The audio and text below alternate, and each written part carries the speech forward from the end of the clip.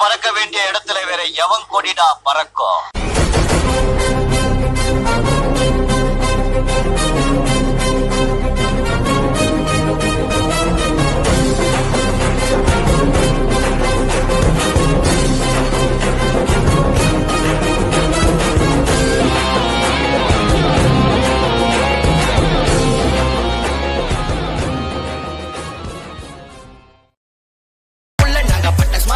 இப்ப கொளுத்தி போடுவோம் எங்க கொடி இப்ப அந்த இடத்தில் பறக்கும்.